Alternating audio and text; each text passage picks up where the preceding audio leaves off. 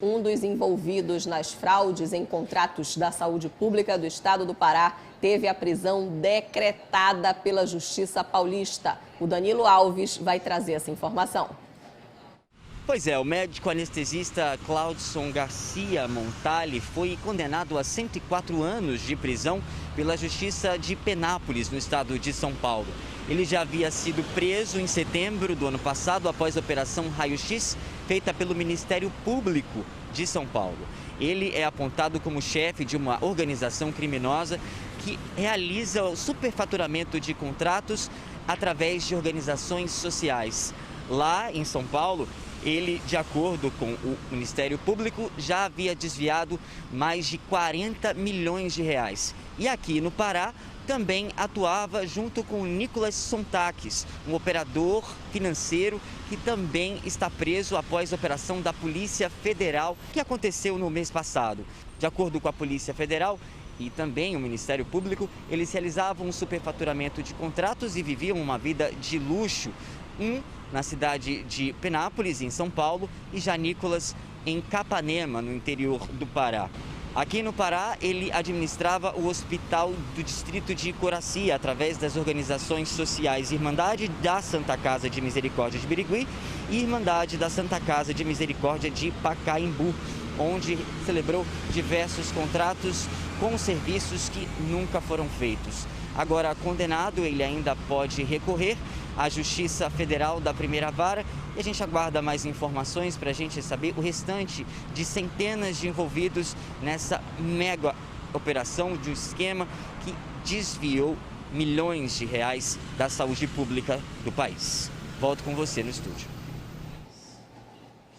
É isso mesmo, essa história aí é de arrepiar os cabelos e ainda vai dar muito pano para manga. É por isso que agora eu chamo ao vivo o repórter Danilo Alves, porque parece que o ex-secretário de Saúde do Estado pediu proteção à Polícia Federal. Será que vem delação premiada por aí, Danilo? Me conta.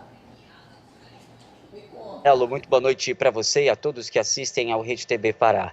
Então, a situação é a seguinte: nós tivemos acesso ao processo do STJ, onde corre, essa investigação e, no caso, o inquérito todo sobre o Alberto Beltrame, ex-secretário de Saúde e também ex-conselheiro nacional dos secretários de Saúde. No caso, a Polícia Federal foi acionada pela assessoria jurídica de Alberto Beltrame, pedindo proteção após o pedido de delação premiada feita pelo próprio secretário.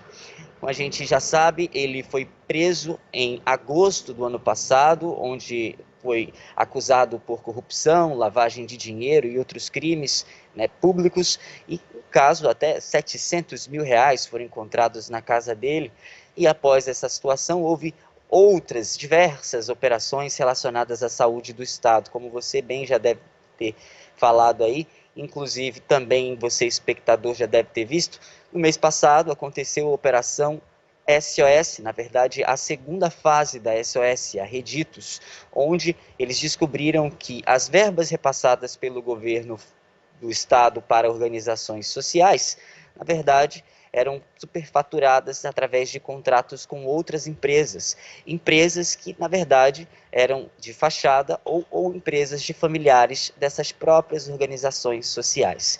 Alberto Beltrame não está envolvido diretamente na última operação que a gente mencionou, a OSS, a SOS, no caso. Mas, conforme as informações adquiridas aqui pela redação da Rede TV, ele deve fazer uma delação premiada relacionada à compra de respiradores, que também está, no caso, envolvido nessa Operação SOS. A Operação Bellum também investigou a compra desses respiradores, que, no caso, foi ali no valor de 50 milhões de reais, que nem sequer funcionaram aqui. Você se lembra dessa época? Pois é, além disso, teve também compras de outros materiais, até caixas térmicas, em valores absurdos de contratos superfaturados. E agora vamos ver como é que vai ser os próximos passos com essa delação premiada do Alberto Beltrame, já que ele pediu proteção pessoal. A coisa deve ser bem séria, Ana Paula Mello. Danilo, e eu queria principalmente saber de você Porque todas essas investigações, sejam elas pela questão do superfaturamento na compra de respiradores, sejam investigações da SOS, né, da Operação SOS, que investiga esses contratos, fraudes nos contratos, todas elas são investigações que dão conta de fraudes e de corrupção durante a pandemia. Então, assim, a dúvida que fica nessa história toda é se existe ligação e conexão entre esses casos, né, Danilo? Mas muito obrigada, meu amigo, boa noite. Sei que vai começar a chover e não vou te deixar na chuva. Então, muito obrigada pelas informações, viu? Boa noite, Danilo.